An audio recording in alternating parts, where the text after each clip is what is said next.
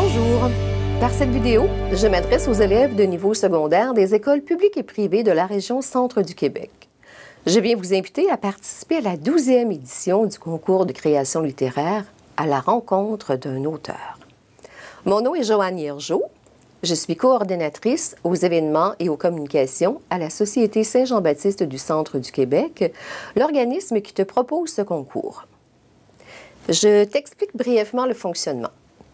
Nous avons au Québec de très bons auteurs. Ça vaut la peine de les découvrir et de les lire. Alors, chaque année, nous demandons à un ou une auteure de notre région d'écrire le début de 2 histoires. L'une à l'intention des élèves de première, 2e et 3e secondaire, l'autre pour les élèves de 4e et 5e secondaire. Pour participer au concours, il t'est demandé d'imaginer et d'écrire la suite de l'histoire que notre auteur a amorcée pour toi. Après coup, ton enseignant ou enseignante de français choisira, dans chacun de ces groupes, le texte qu'il ou qu'elle nous fera parvenir pour être soumis au jury. Lorsque les textes nous parviennent, ils sont tous signés d'un pseudonyme. Donc, aucun membre du jury ne sait de quelle école provient le texte, encore moins qui en est l'auteur.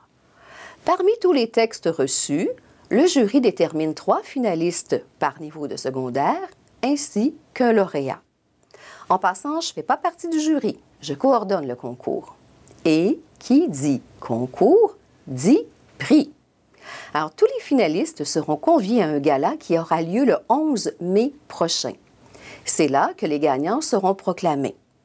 Mais tous les finalistes recevront lors de cette soirée d'intéressantes récompenses.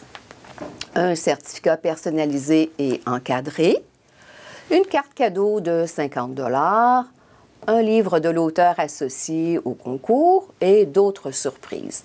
Les lauréats, quant à eux, recevront en plus une bourse de 200 $ ainsi qu'un trophée.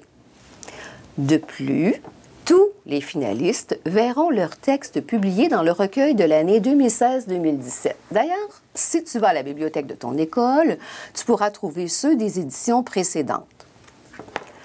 Notre objectif avec ce concours, c'est d'inciter les jeunes à lire des auteurs québécois et à écrire avec fierté en français.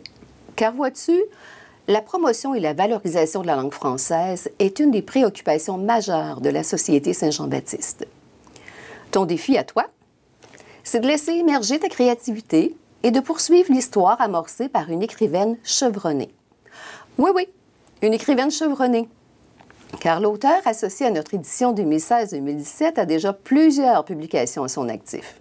Tu as d'ailleurs peut-être déjà lu l'un de ses livres puisqu'elle s'est spécialisée dans la littérature jeunesse. On lui doit la série Le Royaume de Lénacie ainsi que la série Seconde Terre. Il s'agit de Prisca Poirier. Je suis convaincue que ces amorces seront inspirées et j'espère que tu prendras plaisir à relever ce défi.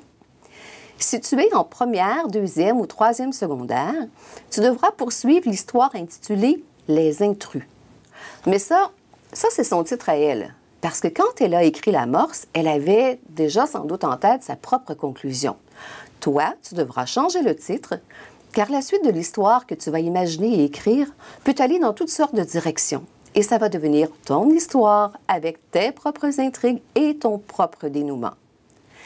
Si tu es en 4e ou 5e secondaire, c'est l'amorce intitulée « Nouvelle destination » que tu devras t'approprier et continuer. Et, puisque le concours s'intitule « À la rencontre d'un auteur », je t'invite à rencontrer celle qui a écrit pour notre concours 2016-2017 ses débuts d'histoire inspirantes. Alors, allons donc à la rencontre de Prisca Poirier.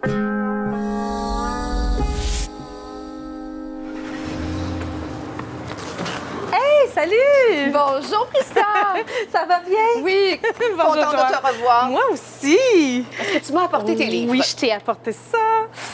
C'est la première série, Le Royaume de Lénacie. Oui. Puis, les 4 premiers tomes de la 2e, le 5e, je ne l'ai pas encore. Mais il s'en vient, hein? Ça s'en vient, j'ai vraiment hâte. Ah, j'avais hâte de te rencontrer. Moi aussi! Tu es une auteure reconnue maintenant, une conférencière convoitée. Oui, mais je fais ça à temps plein. Il faut que tu nous dises d'où vient ta passion. Oh, mon doux. Mais tu sais, moi, j'ai été élevée en campagne, hein, puis avant, il n'y avait pas d'iPod, d'iPhone et tout. Alors, du temps, on en avait beaucoup. Puis je me rappelle pas Je pense que je me suis toujours raconté des histoires. J'allais marcher, je me racontais toutes sortes d'histoires, je m'inventais des mondes imaginaires. Puis ça a pris sa place dans ma tête. Puis quand est-ce que tu as commencé à les écrire, ces histoires que tu te racontais dans ta tête? Écoute, j'écrivais des contes pour enfants en 5e année au primaire. Puis j'ai eu la chance extraordinaire d'avoir une enseignante qui a cru en moi. Puis elle a dit, hey, tu devrais faire les dessins qui vont avec les histoires. Là, elle s'est complètement trompée, mais c'est pas grave. Et elle m'a envoyé lire mes contes, en fait, aux enfants de maternelle de l'école. Tu sais comment c'est, les petits, hein, juste parce que t'es grande, là, ils te regardent les yeux comme ça. Écoute, moi, j'arrivais avec une histoire. La magie. Et pour la première fois, là, je me suis dit, hey, je suis peut-être bonne là-dedans. Fait que tu as continué? Bien, en fait, j'ai arrêté en 6e année. Pourquoi? J'ai écrit une histoire qui était moins bonne que les autres et je l'ai sentie. Et j'ai fait, finalement, c'est pas pour moi. J'ai arrêté. Et tu as repris ça au secondaire? J'ai repris ça au secondaire, mais pas tant des contes. J'écrivais, je faisais partie du journal étudiant, j'écrivais de la poésie, j'écrivais... Mais bon, c'est le secondaire. Je travaillais, j'avais des amis, j'avais bien d'autres choses à faire qu'écrire. Et j'ai à nouveau arrêté. Mais j'ai fait un travail pendant que j'étais au secondaire. En fait, il y a un enseignant qui nous a fait écrire une histoire avec tous les étapes, là, la situation initiale, l'élément déclencheur, les péripéties, la fin. Et j'ai eu 98 pour ce travail-là. Ça, c'était motivant. C'est la deuxième fois, en fait, que je me suis dit, je suis peut-être bonne là-dedans, puis ça s'est enregistré. Puis c'est vraiment à l'âge adulte que j'ai fait, je serais peut-être bonne là-dedans, moi, à écrire des histoires. Là, ta première série, Le Royaume de Lénacie, t'avais quel âge à peu près quand tu as publié ton premier livre? J'avais 27 ans quand je l'ai écrit.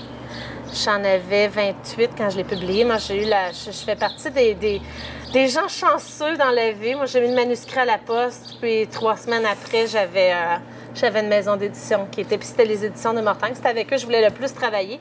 En fait, moi, je l'ai envoyé à seulement 3 maisons d'édition. Je pensais qu'elle allait être refusée. Puis je me suis dit, ils vont me dire pourquoi, puis je vais l'améliorer, puis après ça, je vais l'envoyer ailleurs. Et j'ai pas passé cette étape-là. Mais t'es consciente que c'est exceptionnel? C'est vraiment exceptionnel. J'ai été chanceuse. C'est une belle histoire. Puis la série a connu un gros succès, je crois. Oui, on a passé les 75 000 livres vendus. Ils sont rendus en France maintenant. Ça, c'est génial, parce que ça m'a permis quand même d'y aller 3 fois. Alors, bon, la belle affaire. Dis-moi donc, pourquoi la littérature jeunesse? C'est vraiment un choix.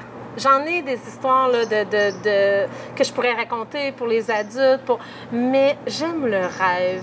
Puis les jeunes, on en a besoin. Tu sais, quand la journée n'est pas belle, on ferme la porte, on décroche. On a tellement besoin de ça. Tu me parles de rêve, c'est pour ça que tu donnes particulièrement dans le fantastique? Oui. Fantastique, science-fiction.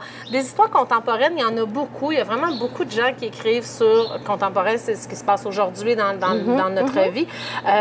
Moi, mon but, c'est vraiment de s'évader. C'est vraiment de croire qu'il y a autre chose à travers notre monde. On a plein de questions, on n'a pas de réponse pour ces questions-là. Il y a plein de mystères qui existent. Moi, j'essaie de donner une réponse fantastique à ces mystères-là, en fait, pour que les gens voient la vie autrement. Parle-moi de tes 2 séries. Oui. OK. Bien, Le Royaume de Lénacie, la première série, c'est l'histoire de Marguerite. Marguerite, c'est une jeune fille tout à fait ordinaire, en fait, jusqu'au jour où elle découvre qu'elle n'est pas seulement humaine, elle est également sirène. Alors, elle va prendre la décision de descendre dans l'océan Atlantique. Elle va découvrir ce monde-là. En même temps, regarde, elle va découvrir qu'elle a un frère jumeau. Non. Oui. Et ensemble, parce qu'ils vont vraiment super bien s'entendre, ils vont décider de participer à des épreuves. Puis c'est des épreuves qui vont permettre de trouver les nouveaux souverains du royaume. Parce que dans ce monde-là, c'est toujours un frère et une sœur qui règnent ensemble. Fait qu'on est vraiment dans le fantastique. On est vraiment dans le fantastique et ils vont devoir passer à travers une série d'épreuves pour réussir, on espère, à régner sur ce royaume-là. Ouais. Ton autre série par la suite. L'autre série, écoute, on s'en va ailleurs, on s'en va dans le science-fiction. C'est une histoire qui se passe en 2162, donc à peu près dans 150 ans. Ouais. OK. Benjamin va un jour sans savoir comment arrêter pour 2 secondes le temps pour sauver la vie de ses parents. Puis c'est à partir de ce moment-là que sa vie ne sera plus jamais la même parce qu'il y a une multinationale qui va vouloir avoir son pouvoir.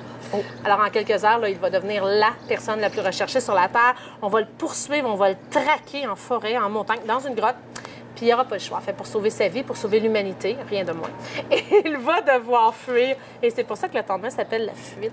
C'est des livres d'action. Avant tout, dans les 2 séries, c'est des livres d'action. Donc là, tu en as 4 et le 5e est sur la table ou sur le point au mois d'être... de novembre.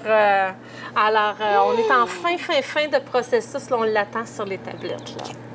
Tu es aussi une conférencière très, très sollicitée. Oui. Plusieurs conférences par année? L'année dernière, j'ai visité 87 écoles dans l'année scolaire. Fait que ça fait presque 300 conférences. Puis là, je commence des nouvelles conférences aussi au niveau corporatif, fait que vraiment au niveau des entreprises, pour développer la communication, parce que c'est la base de tout, c'est la base du travail d'équipe, c'est la base de tout. Développer l'imaginaire aussi, parce que quand notre imaginaire est développé, on peut trouver des solutions novatrices à des problèmes. Puis c'est la base de ces conférences-là. D'accord. Mais 300 conférences, est-ce que c'est juste au Québec, ça? C'est essentiellement au Québec. Je sors toujours à chaque année. L'année dernière, je suis surtout allée au Nouveau-Brunswick. Mais à chaque année, là, je vais me rendre ou en Alberta, ou à Vancouver, ou à Toronto.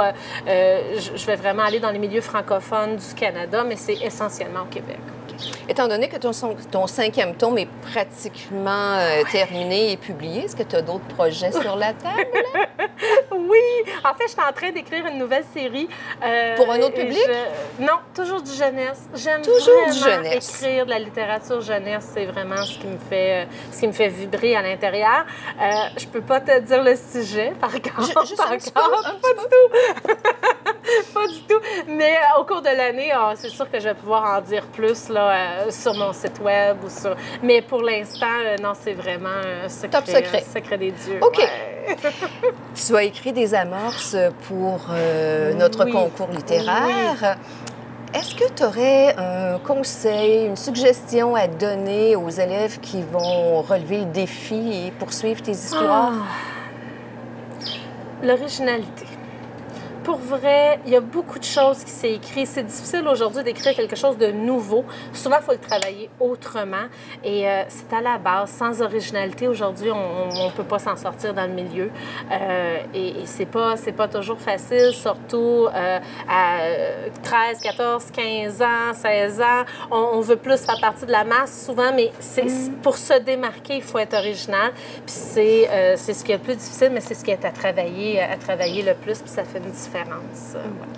Écoute, à la lumière de toutes les informations que tu m'as transmises, puis je comprends que tu as un agenda ultra chargé, je nous trouve extrêmement privilégiés que tu aies accepté d'être l'auteur associé à notre concours 2016-2017. Vraiment plaisir. Tu sais quoi, j'étais enseignante avant d'être auteur. Alors moi, ce concours-là, il vient rejoindre mes 2 passions, en fait, l'enseignement puis l'écriture. Je te remercie, en fait, de m'avoir invitée. C'est tout un honneur pour nous.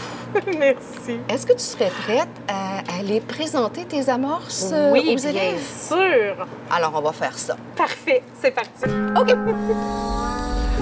Alors, l'histoire commence au moment où notre personnage arrive devant sa maison et il constate que la porte a été entrouverte. Il se dit peut-être qu'il y a des intrus à l'intérieur. Il va faire le tour de la maison, il va contourner un bosquet. Son idée, c'est d'entrer par la porte de la cuisine, la porte arrière, et de voir, est-ce qu'il y a quelqu'un? Si oui, je me sauve. Puis s'il n'y a personne, je me fais des idées, tout est beau. Alors, plutôt que d'aller chercher de l'aide tout de suite, il choisit d'entrer. Alors, le personnage est rentré dans la cuisine. Il a constaté que le restant de son repas était disparu. Ne réfléchissant pas, en fait, il va monter en haut.